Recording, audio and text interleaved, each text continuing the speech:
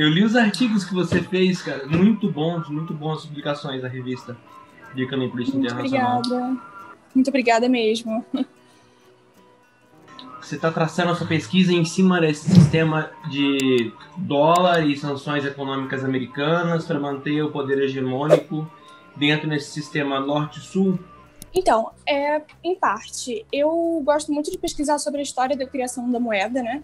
E eu acho que isso é uma das principais coisas que eu pesquiso. E aí, além disso, eu pesquiso um pouco sobre hierarquia monetária internacional, sobre a passagem de guarda da Inglaterra, pesquiso um pouco, né, da Libra para o dólar. E aí, depois, eu pesquiso alguns casos específicos da utilização da moeda como instrumento de violência, no caso tanto de Cuba quanto do Irã. Mas eu pretendo continuar nessa linha de pesquisa por um tempo ainda. Fala um pouco mais pra gente a respeito aí dos artigos, né? Você pesquisa bastante sobre o Irã, né? A gente vê que os últimos anos foram bem difíceis, né? Eu fiz uma pesquisa um pouco histórica, né? Da história da questão do Irã, principalmente a partir... Porque, na verdade, o Irã e os Estados Unidos tinham uma relação muito boa até a Revolução de 79. Então, eu fiz uma pesquisa um pouco da relação do Irã e dos Estados Unidos antes disso e a questão das tensões a partir da Revolução e a partir do processo de nacionalização do petróleo. Então, a partir daí que as coisas começam a ficar um pouco tensas. Com Barack Obama deu uma distensionada, mas depois da eleição do Trump, teve um momento de reestrangulamento, vamos dizer assim, das divisas. E aí, a partir do Covid-19, que o negócio desandou de forma assim, absurda. Então, a proposta, né, do artigo do Irã era basicamente fazer uma análise de, caramba, será que a gente pode, então, parcialmente culpabilizar os Estados Unidos pela desgraça da saúde pública no país? Porque, afinal de contas, o PIB deles acabou, tá? Só entre 2018 e 2019 caiu 4,8%. Enfim, a gente teve uma desvalorização do real de 60%. Então, assim... eles ficaram muito estrangulados, eles não conseguem comprar muitos remédios, eles não conseguem comprar equipamentos médicos, e aí a questão do Covid-19 acabou, enfim, piorando toda essa situação, e aí a nossa perspectiva, né, minha e da Laila, que eu não fiz esse artigo sozinha, era justamente fazer essa pesquisa de como que o dólar foi imposto, né, como a unidade de referência internacional, e qual é a consequência disso para os países que não são conformantes com a política externa americana. Qual o papel da Arábia Saudita nesse escopo regional e da China na tentativa de tentar dar um fôlego, um suspiro para essa economia iraniana? Então, no caso da Arábia Saudita, a Arábia Saudita é um tanto quanto controversa, eu diria. Na verdade, a Arábia Saudita tem uma posição muito clara, né, que enfim, contrabalancear o poder do Irã, porque o Irã é um grande influente ali na região, e a Arábia Saudita ela faz esse contraponto, fazendo alianças com o Ocidente, ou enfim, com a Europa e os Estados Unidos, e fazendo, eu acho que assim, a Arábia Saudita teve um papel muito grande em contrapor realmente a influência do Irã na região a partir da Revolução de 79. E no caso da China, a China ela vem como um respiro muito grande, tanto para o Irã quanto para Cuba também, porque, enfim, depois da dissolução da União Soviética, a gente vê que o Cuba ficou muito sozinho, né? Cuba ficou completamente ilhado, metaforicamente e na prática também. Então, a China serve como um papel de suspiro, né? Dá um alívio, um respiro em contraponto, assim, às tensões. A guerra do Iêmen se insere nessa relação Arábia Saudita e Iêmen, Estados Unidos?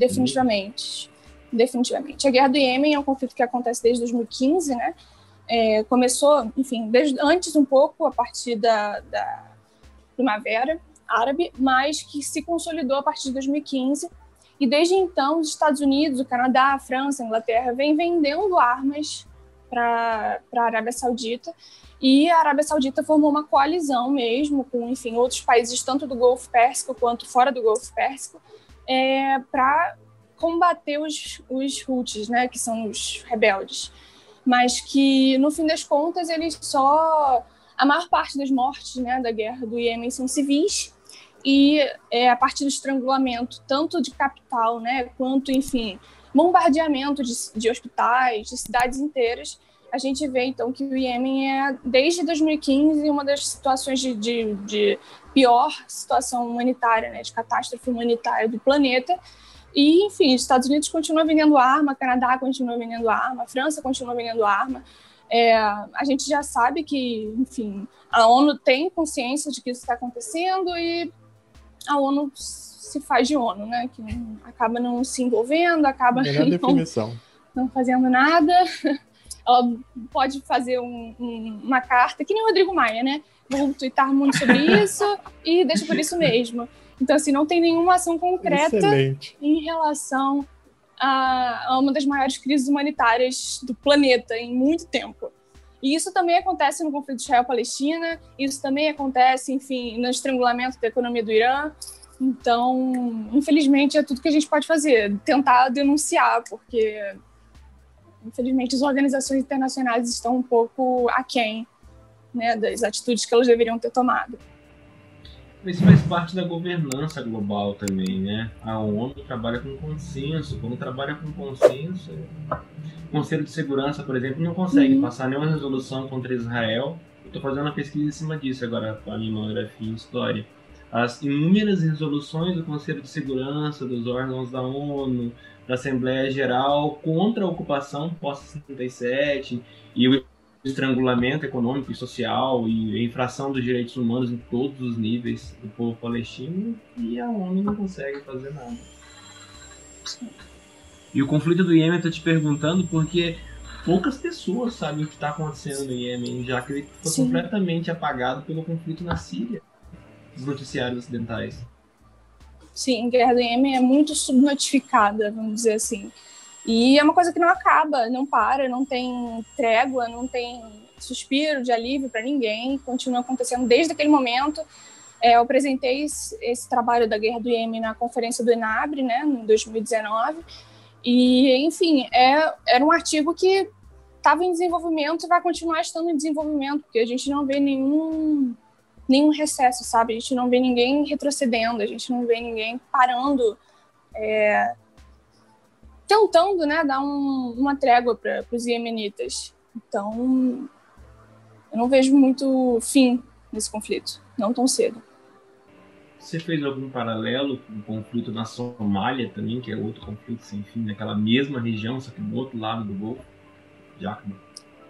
Não fiz, não tinha pensado nisso. Acho que, inclusive, é um bom ponto de partida para um próximo artigo. E eu acho interessante a gente pensar, né? A gente está falando do outro lado do mundo, né? Mas também acontece aqui pertinho da gente, né? Venezuela tá aí, Cuba tá aí. Não, com certeza. Haiti. E a questão da Venezuela é ainda mais delicada, né? Desculpa, pode falar. Continua, você é convidada. Não, obrigada. A questão da Venezuela é ainda mais complicada, né? Por conta do Guaidó, que se autodeclarou presidente, algumas pessoas reconheceram, algumas pessoas não reconheceram. Então, assim, ainda fica um pouco mais instável por conta dessa questão de quem é o presidente real, quem é o presidente imaginário, e ele não tem nenhuma... Na hora de tomar as medidas contra a Covid, o Guaidó sumiu, e o Maduro, que realmente segurou as pontas, então descredibilizou internacionalmente, mas os Estados Unidos ainda reconhecem o Guaidó. Vamos ver como é que o Biden vai se pronunciar como isso. Então, enfim, Venezuela é uma questão muito complicada mesmo. Se insere nesse contexto de Grande Caribe e sanções econômicas, todo o processo pelo qual está passando a Venezuela em relação aos Estados Unidos em relação à Venezuela? O mesmo processo então, eu acho que... Eu não sei se é exatamente o mesmo processo que passou por Cuba, mas é um processo semelhante. Então, eu acho que o problema da Venezuela é um pouco maior por conta da questão do petróleo, que Cuba não tem, né? Cuba é um pouco mais, enfim, tabaco, café, cacau, mas a questão do petróleo eu acho que é uma problemática um pouco mais relevante. Não sei por quanto tempo, né? Mas que no momento é uma questão um pouco mais relevante. E eu acho que por isso não é exatamente a mesma coisa. mas e Venezuela não está tão isolado quanto Cuba também. Então, acho que é um processo semelhante, mas eu acho que Venezuela ainda tem essa questão mais problemática. Eu toquei no assunto do Haiti porque eu estava lendo um livro do Perry Anderson sobre o Brasil e outras potências regionais do BRICS. E ele trata desse assunto, que o Brasil foi utilizado como instrumento pelo Canadá e pelos Estados Unidos para exercer algum tipo de hegemonia sobre o Caribe, sobre o Haiti, e controlar aquela região de uma forma colonial. Então, creio que é dessa forma também que é levado na Venezuela, que é levado em Cuba, uma forma de manter alguma hegemonia sobre essa região e um controle, né, sobre a geopolítica e a geoeconomia regional. Eu acho que o Brasil já foi esse player um pouco mais forte, né? Agora a gente está bem descredibilizado, bem fraco, bem desindustrializado. Então, eu acho que a gente já teve esse papel de player regional forte. A Venezuela talvez teria esse papel de player regional forte, bem forte, mas enquanto o golpe do Estado não vingar, eu acho que vai ficar só no sonho estadunidense mesmo. Eu acho que de repente pode ter alguém ouvindo a gente se perguntando de fato como funcionam sanções econômicas, né? Porque a gente ouve, tem uma vaga ideia, muitas pessoas têm vaga ideia, mas acho que não entendem muito bem como funcionam sanções econômicas, né? Qual é o poder que elas exercem sobre uma economia, né? Vamos lá, então. Eu posso falar um pouquinho sobre a história da moeda? Tipo, as principais correntes de pensamento? Você pode falar o que você quiser. Então, tá bom. Então, assim, a gente tem principalmente duas correntes de pensamento na história da moeda, né? Que é a metalista e a cartalista. A metalista pensa a moeda como um movimento de criação de um instrumento de troca, né? Por causa do problema do escambo, outros desejos coincidentes, ou seja, eu tenho que ter alguma coisa para vender que você queira e você tem que ter alguma coisa para me vender que eu queira. Então, assim, teoricamente, isso seria um problema. E aí a moeda seria uma convergência, né, de uma moeda mercadoria, enfim, depois por conta dos metais, depois para o metal, né, por conta dos tributos naturais, de divisibilidade, durabilidade, eficácia, enfim. E aí o valor dessa moeda teria essa variação de acordo com o peso, né, de acordo com a pureza. E aí nessa teoria metalista, né, a autoridade central, no caso o Estado, ou antes, né, porque antes também poderia ser um senhor feudal, enfim, essa autoridade central seria só para preservar o mercado e para comprometer, né, para se comprometer com um padrão de valor para o mercado funcionar. Ou seja, o Estado vai cunhar aquela moeda e vai dizer, ó, isso aqui, essa moeda é real, então ela não pode ser falsificada, ela não pode ser alvetada, né, que é quando você troca, enfim, quando você começa a colocar outros metais e outros materiais que diminuem o valor da moeda. Enfim, é a partir da criação do papel moeda que a gente tem essa inserção dos instrumentos de crédito para, enfim, ocorrer a securitização, né, das transações comerciais. Mas essa teoria metalista ela tem um pequeno problema, que, assim, absolutamente nenhuma evidência existe que o mercado vai convergir naturalmente para o que a gente chama de money proper, que é, né, o objeto escolhido para representar a sua unidade de conta. Porque, assim, se eu sou um comerciante e eu vendo lápis, eu vou querer que, óbvio, que a criação, né, do money proper seja um lápis. Eu vou querer que o meu objeto seja o valor da moeda da mercadoria, né? Que, enfim, eu tenho como fazer as trocas muito mais fáceis. Então, assim, não existe nenhuma evidência de que o mercado convergiria para um determinado money proper, né? Para uma determinada moeda mercadoria de maneira natural. Muito pelo contrário. E aí, no caso, em 1905, existe um economista, George Knapp, que ele surge com a teoria estatal da moeda, e aí ele vai enfatizar que existe uma importância da deliberação da unidade, né, da autoridade central para definir o que vai ser tanto a unidade de conta quanto o money proper. Porque, assim, numa perspectiva metalista, se você tem uma moeda fiduciária, né, que é um título que não está lastreado em metal, assim, ela não tem nenhum valor intrínseco, então, assim, ela não poderia ser uma mercadoria de troca, ela não poderia ser uma moeda na história metalista. Então, assim, no caso da teoria cartalista, né, que é no caso da teoria estatal da moeda, a moeda vai passar a ter uma construção de poder da autoridade central que vai emitir essa moeda. E, inclusive, né, o emissor, né, a autoridade central, vai poder fazer uma alteração da unidade de conta e do money proper, de tempos em tempos, como ela faz, né, do cruzeiro para o cruzado, depois para o real. Daqui a um tempo a gente pode fazer uma mudança do real para, sei lá, um novo real, alguma coisa assim. E todos nós, os súditos desse Estado, a gente vai ter que aceitar. Então, assim, existe uma taxa, né, uma arbitrariedade da autoridade central, tanto no money proper quanto na unidade de conta. Inclusive, ela pode criar uma taxa de conversão arbitrária entre o meio de pagamento antigo e o meio de pagamento novo. E então, o George Knapp vai dizer que o valor de face dessa moeda é nominal. Então, o meio de pagamento vai ser cartal, que no caso a moeda vai ter validade, vai ter reconhecimento do Estado a partir de dispositivo jurídico, né, por estatuto, por lei, enfim. E aí, essa aceitação, né, da unidade de conta vai vir, então, a partir de uma teoria do Alfred Innes, que ele vai perceber a moeda como uma contrapartida da tributação. Ele vai dizer que toda moeda é uma promessa de pagamento, né, e, ao mesmo tempo, é o reconhecimento de direito de compensar o débito do Estado. A tributação vai ser feita de maneira com que a autoridade central possa liquidar as dívidas dela em forma de moeda. E a imposição dos tributos, né, a nós, os súditos desse Estado, vai depender da capacidade de monopolizar um instrumento de violência. E aí isso é a teoria cartalista. Isso, é claro que não se como que eu vou dizer? Não se reflete, né, de maneira tão natural para uma moeda internacional, né, porque essa relação ela não se dá de uma maneira tão clara.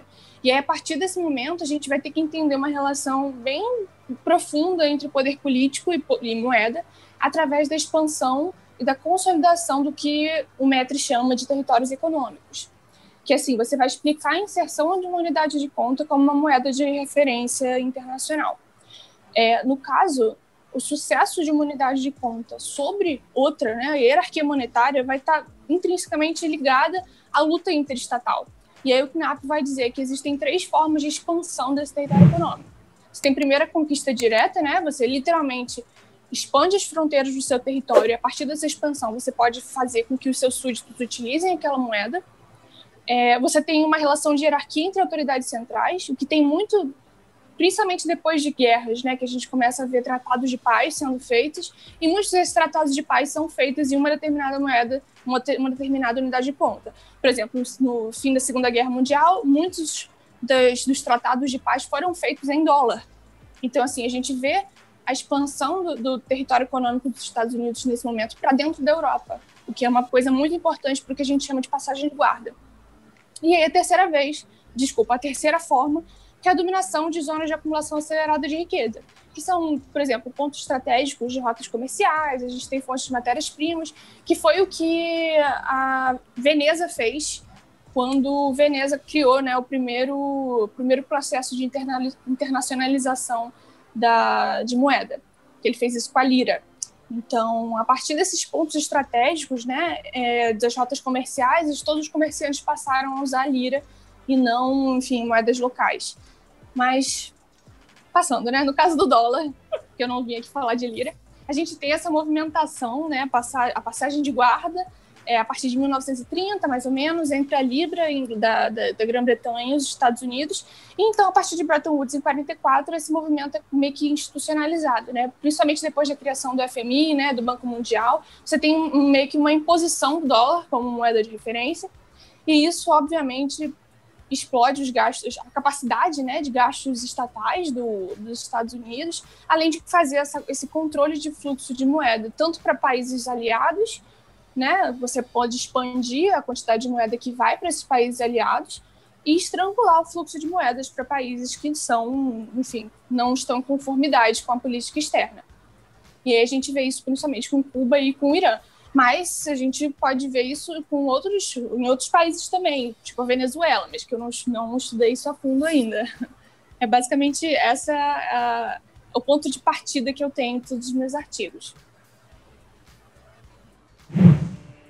Eu não sei se o Marcão, em relações internacionais, perpassou toda essa teoria da moeda e essa história detalhista.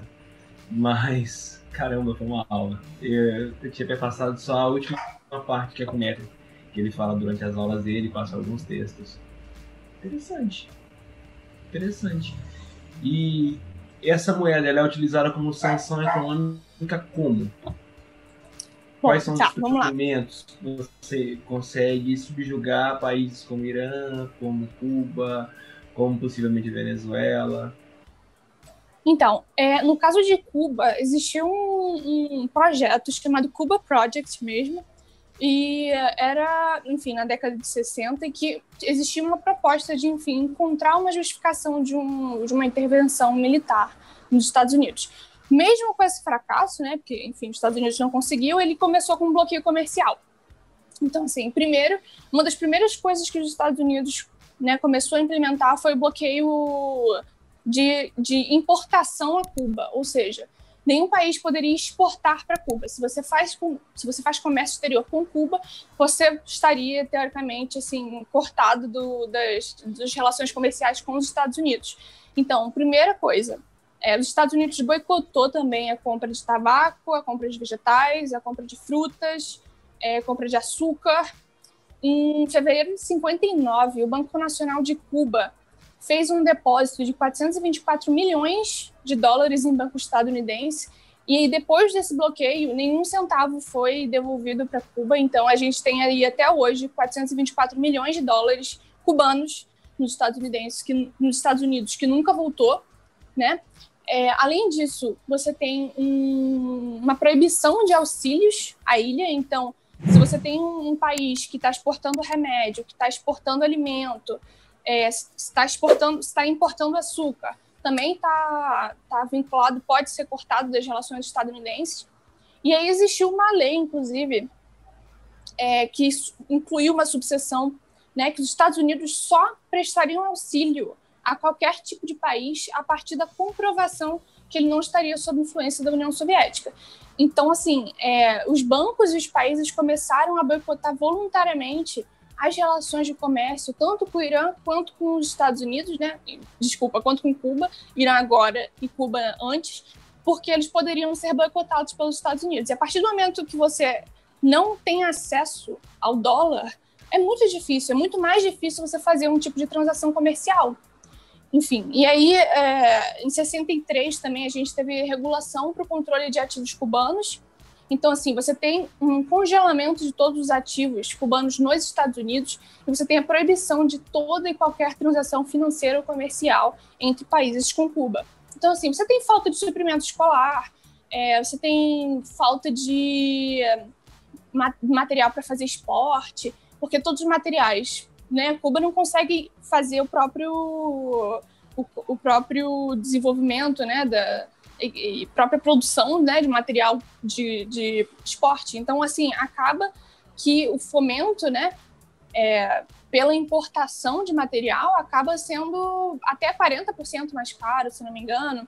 Assim, além disso, se Cuba comprasse diretamente dos Estados Unidos, ele pagaria um valor, mas como ele não pode comprar, porque a maior parte dos equipamentos necessários, né, para fazer esportes é produzida pelos Estados Unidos. E aí, por conta disso, né, como Cuba não consegue comprar diretamente com os Estados Unidos, eles precisam pagar entre 120% e 130% dos valores que eles pagariam. Então, assim, é muito, muito difícil Cuba conseguir fazer o que ela faz até hoje.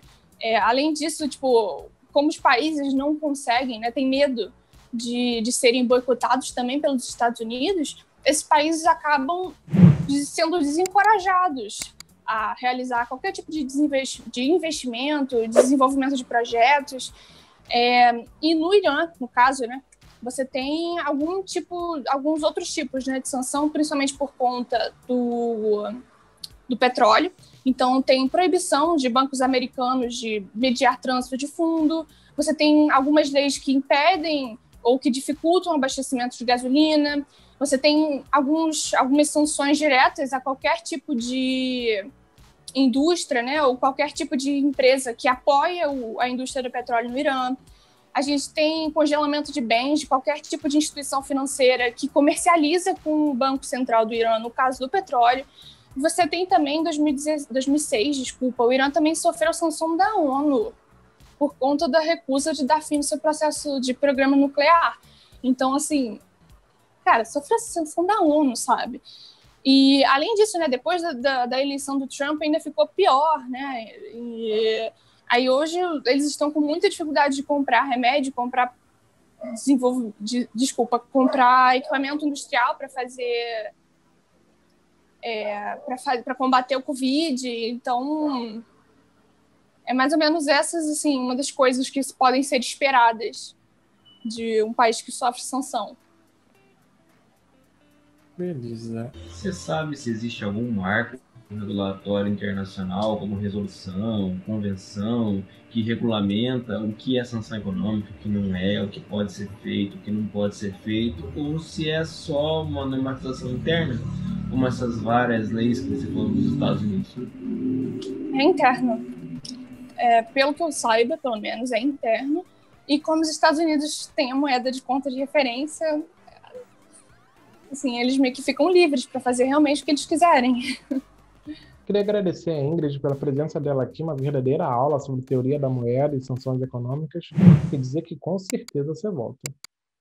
E você que está nos assistindo, mas não é inscrito no nosso canal, não perca mais tempo e se inscreva agora. Afinal de contas, somente assim o YouTube vai continuar levando o nosso conteúdo a você. Valeu, Sérgio. Valeu, Ingrid.